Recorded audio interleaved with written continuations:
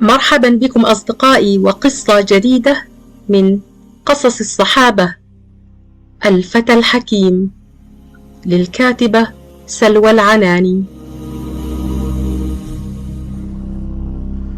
الفتى الحكيم مصعب بن عمير. لقد رأيت مصعبا هذا وما بمكة فتى أنعم عند أبويه منه، ثم ترك ذلك كله حبا لله ورسوله. صدق رسول الله صلى الله عليه وسلم. هو فتى من أبهى فتيان قريش مظهرا وأكثرهم أناقة ووسامة، وهو فوق هذا من أحكم شباب جيله وأكثرهم رزانة ووقارا ورجاحة عقل. ولد وشب في أسرة من أكثر أسر مكة ثراء، وكان موضع تدليل من أبويه، فمنحاه من أسباب الرفاهية والأناقة، كما منحته الحياة جميل القوام والبشرة والملامح، ليصبح زينة المجالس ومضرب الأمثال. هو مصعب بن عمير، مصعب الخير. ذهب مصعب في رحلة صيد خارج مكة، ولما عاد شعر بأن شيئا جللا قد حدث، فالناس يتكلمون يتهامسون ويتصايحون، والجميع يحكي عما حدث من يومين عندما اعتلى محمد الأمين جبل الصفا ونادى في القبائل. ولما اجتمع الناس حوله قال لهم: إني رسول الله إليكم خاصة وإلى الناس عامة. ولأن مصعبا كان شابا حكيما وحصيفا، فقد أراد أن يعرف أكثر ليكون حكمه على الأمر صحيحا وسليما، وكان لابد أن يسأل، فسأل صديقه جبير بن مطعم، وأخبره الأخير أن محمدا قال إنه يتلقى وحيا من ربه، وأنه تلا بعض هذا الوحي. فسأله مصعب: وماذا قال؟ وتلا جبير: أعوذ بالله من الشيطان الرجيم،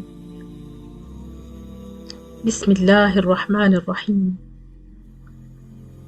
فلا تدع مع الله إلها آخر فتكون من المعذبين، وأنذر عشيرتك الأقربين، واخفض جناحك لمن اتبعك من المؤمنين، فإن عصوك فقل إني بريء مما تعملون. سورة الشعراء. وتأمل مصعب هذا القول وتعجب، إنه حديث حلو طلي لم يسمع مثله من قبل، فهل هو حقا وحي من عند الله؟ لما لا؟ إن محمدا معروف بالأمانة والصدق مع كل الناس، فكيف يكذب على الله؟ راح مصعب يفكر، وقد ملأ عليه هذا الأمر عقله وقلبه، فزهد في الطعام وجفاه النوم، وامتلأ رأسه بالأسئلة، وصمم في الصباح أن يجد لأسئلته الحائرة إجابة شافية. إلى دار الأرقم بن أبي الأرقم قادته قدماه، كما قاده قلبه أيضا. فجلس بين يدي رسول الله صلى الله عليه وسلم يسأله ويسمع منه صادق الحديث. وقبل أن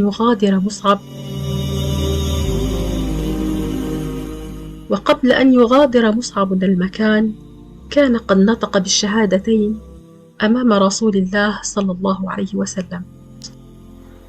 كان مصعب بن عمير سيدا في قومه، ثريا مرهوب الجانب، فهو لا يخشى غضب سادة قريش من إسلامه، لكنه كان فقط يخشى غضب أمه خناس بنت مالك، التي كانت واحدة من أثرياء مكة المعدودين، يهابها سادة قريش ويحسبون لها ألف حساب.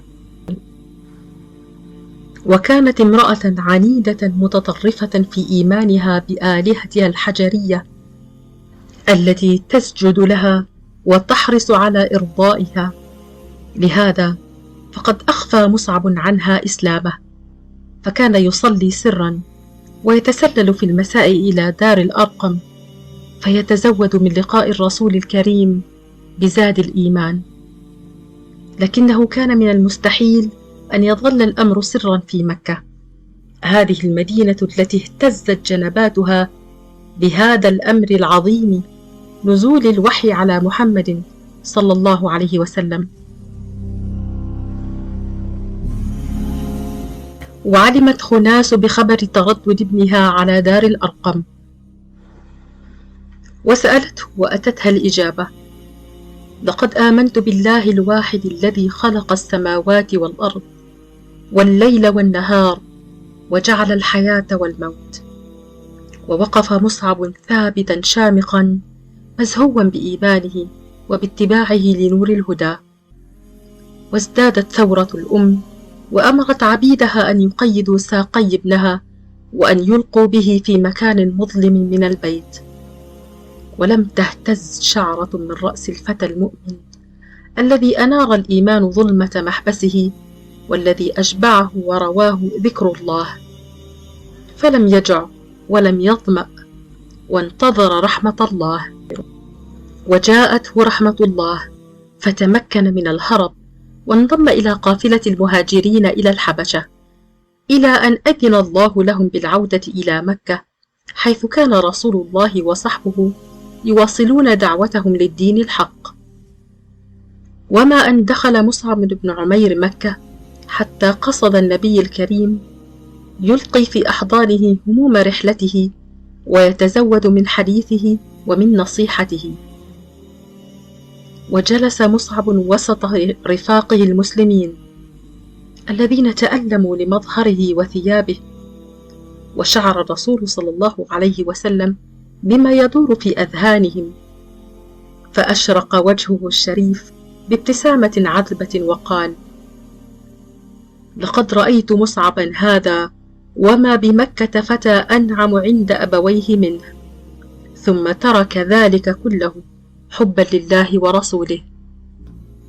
وكانت عودة مصعب إلى مكة فرصة كي تحاول أمه أن ترده عن دينه، لكن هيهات للقلب العامر بنور الله أن يبحث عن مغريات الدنيا، وكان الفراق بين الفتى وأمه.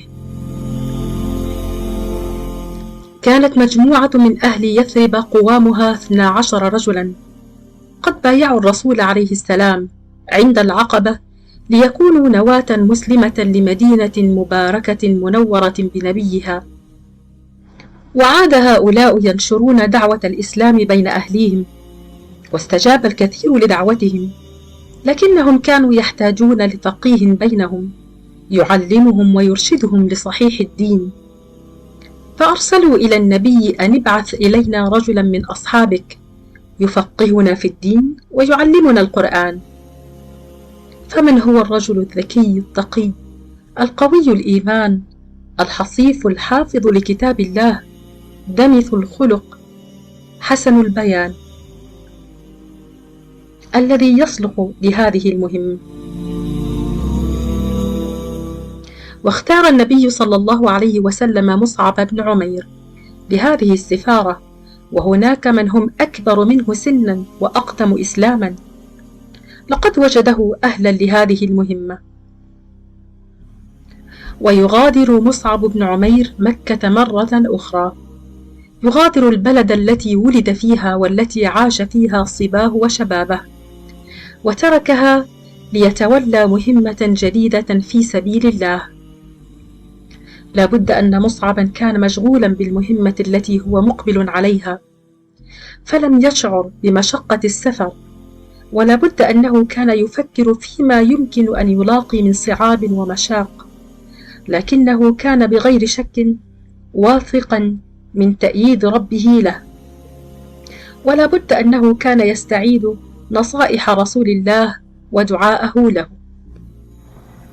وعندما لاحت نخيل يثرب من بعيد، رفع مصعب كفيه إلى السماء داعيا ربه أن يوفقه إلى ما يحب ويرضى. واختار مصعب منزل أسعد بن زرارة ليكون مقرا لإقامته، كما اختار صاحب البيت ليكون عونا له في مهمته. ولم لا، وهو أحد المبايعين في بيعة العقبة. لا بد أنها كانت مهمة شاقة وصعبة، فهو ليس أمام بناء قديم يهدمه ويبني غيره على نسق جديد، لكنه كان أمام عقيدة، نعم، عقيدة لها في نفوس أصحابها تاريخ وذكريات وتقديس وتكريم. فكيف يستل هذه العقيدة المتأصلة ويضع مكانها عقيدة أخرى؟ إنها فعلا مهمة صعبة. وتمضي الأيام بمصعب بن عمير ينتقل بين الناس في الدور والأسواق، في أماكن العمل وفي تجمعات التجارة، يدعوهم إلى سبيل الله بالحكمة والموعظة الحسنة، ويجادلهم بالتي هي أحسن. وتثمر الكلمات المضيئة نورا بعد نور، وتتلألأ قناديل الإيمان في القلوب قلبا بعد قلب، حتى يكاد لا يخلو بيت في يثرب من إنسان يردد أن لا إله إلا الله محمد رسول الله. وعندما أتى موسم الحج، شهدت الصحراء بين مكة ويثرب قافلة مباركة يزيد عدد أفرادها على 70 مسلما، تبدد تكبيراتها سكون الكون. الله أكبر الله أكبر، لا إله إلا الله. متاعب عديدة تعرض لها مصعب بن عمير في أثناء هذه المهمة الجليلة، ومواقف سجلها التاريخ بوقائعها، وأخرى ابتلعتها الأحداث فراحت في طي النسيان. ولنقف هنا عند الموقف الذي أسلم فيه واحد من أشراف العرب المعدودين، هو أسيد بن حضير سيد الأوس، المعروف بالكرم والجود والشجاعة في إبداء الرأي والاستبسال في الحرب. كان يوما عاديا في حياة مصعب بن عمير في يثرب، فها هو يجلس في منزل أسعد بن زرارة، يحيطه المسلمون ويستمعون إليه قارئا للقرآن ومجيبا على الاستفسارات، مرددا لما عرفه من سنة رسول الله عليه السلام. كان المستمعون وكأن على رؤوسهم طير يتطلعون إلى وجه مصعب الذي أناره الإيمان، ويستمعون إلى صوته الخاشع، واقفين معه عند كل لفظ قرآني وعند كل توجيه نبوي. وبين الحين والحين يقطع سكون المكان طرق خفيف على باب الدار، يستأذن صاحبه في الدخول والانضمام إلى مجلس الهدى والإيمان.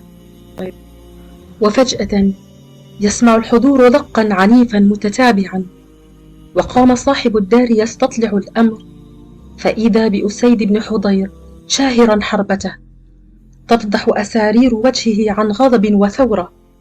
وما أن رأى مصعبا وقد تحلق حوله مريدوه يستمعون إليه، حتى صاح قائلا: ما جاء بك إلينا تسفه ضعفاءنا وتغير أحوالنا، اعتزلنا إن كان لك بنفسك حاجة.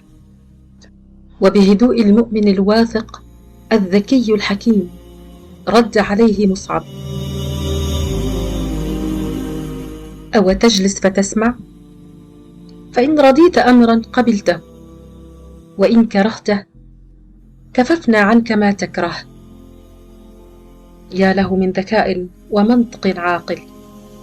لقد رأى مصعب أن العقل هو اللغة التي يجب أن يتحدث بها مع هذا العاقل، ولأنه واثق من صدق دعوته فقد كان واثقا من نجاح مهمته. وأدار أسيد الأمر في عقله: فهذا غريب عن ديارنا وله عندنا واجب الضيافة، ثم هو يدعوني لأسمع قبل أن أصدر حكمي. وهذه هي الحكمة وعين العقل. وبالفعل أسند أسيد حربته إلى الجدار، وجلس يستمع إلى قول مصعب، يسأل ويسمع الإجابة. ويدير في رأسه فيجده منطق عقلاء وقول حكماء. ويشرق النور في قلب أسيد ويتهلل وجهه بالفرحة، ويتجه بالحديث إلى مصعب بن عمير: ما أحسن هذا الكلام وأجمله، كيف تصنعون إذا أردتم أن تدخلوا في هذا الدين؟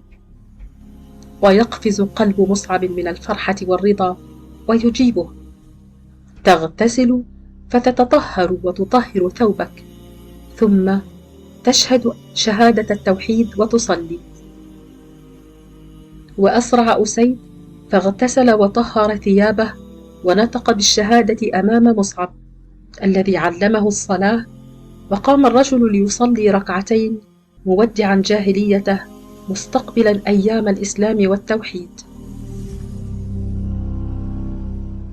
ولنعد لمتابعة هذا الصحابي العظيم مصعب بن عمير، فقد عاد مع قافلة النور إلى مكة، وما أن دخلها حتى أسرع إلى النبي يملأ عينيه وقلبه من وجهه الكريم.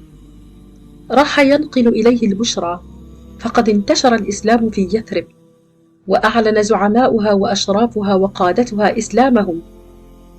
لقد ثبت وجود الإسلام في يثرب. ويرجع مصعب بن عمير إلى يثرب ليكون في استقبال رسول الله مع إخوانه من المسلمين والأنصار، وتسعد هذه المدينة المباركة بالنبي المبارك، ويتغير اسمها إلى المدينة المنورة، فهي حقا منورة بالنبي محمد وبصحبه الكرام. ويؤاخي النبي بين المهاجرين والأنصار، ويؤاخي بين مصعب وبين أبي أيوب الأنصاري. ويستقر الحال بالمسلمين في المدينة المنورة، لكن الغيظ والحقد لا يهدآن في نفوس مشركي مكة، فيجهزون لغزو المدينة أملا في تحطيم أركان هذه الدعوة.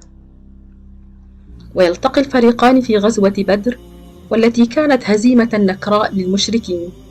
عادوا بعدها إلى مكة يجرون أذيال الخيبة والفشل، ويندبون قتلاهم ويرسلون في فداء أسراهم. كان أبو عزيز شقيق مصعب بن عمير واحدا من حملة لواء المشركين في بدر، وأسره المسلمون. ولما علمت أمه بهذا دفعت له 4000 درهم فداء، وكان هذا أغلى فداء قدم لفارس من فرسان قريش. لكن معركة بدر لم تكن نهاية الصراع العسكري بين المسلمين ومشركي مكة، بل إنها أشعلت نار الحقد في قلوبهم، فجمعوا القبائل وجيشوا الجيوش وبالغوا في التسليح، وخرجوا يطلبون الثأر من المسلمين. وكان اللقاء الثاني في أحد.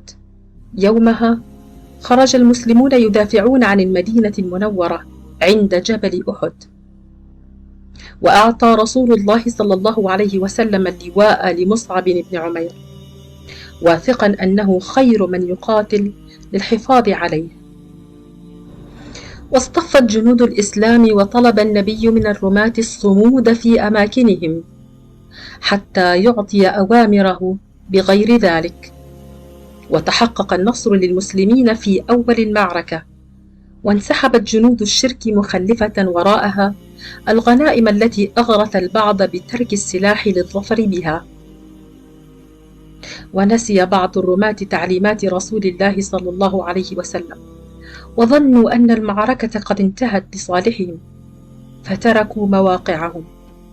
وينتهز الكفار هذه الفرصة ويعودوا ليهجموا على المسلمين هجمة راح ضحيتها 70 شهيدا من خيرة صحابة رسول الله صلى الله عليه وسلم، منهم مصعب بن عمير وحمزة بن عبد المطلب.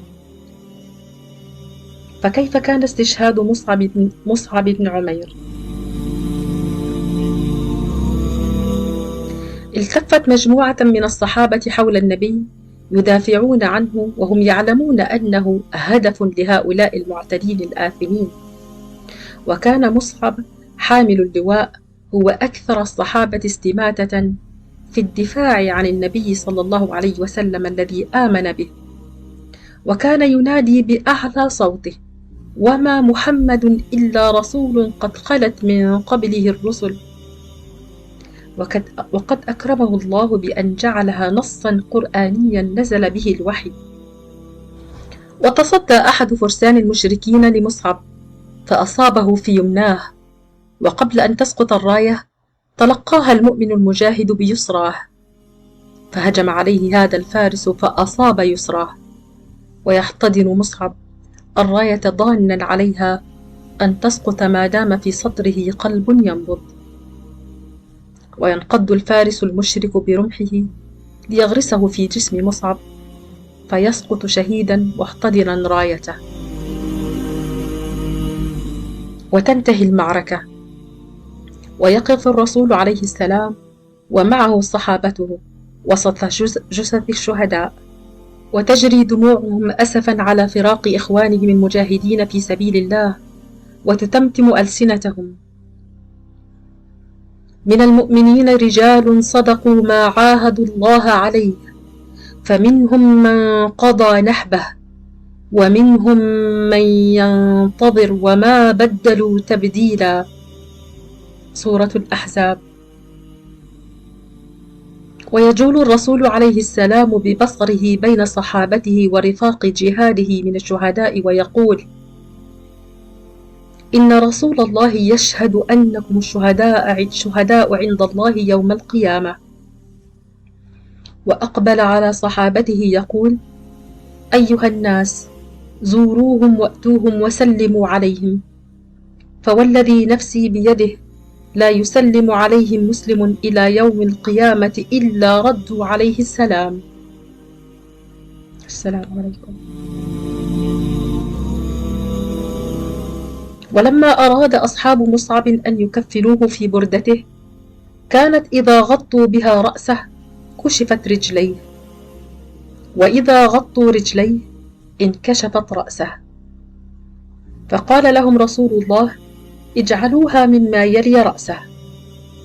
ثم نظر إلى وجه مصعب وقد علاه التراب وقال: لقد رأيتك بمكة وما بها أرق حلة ولا أحسن لمة منك، ثم ها أنت ذا شعث الرأس في برد. صدق رسول الله.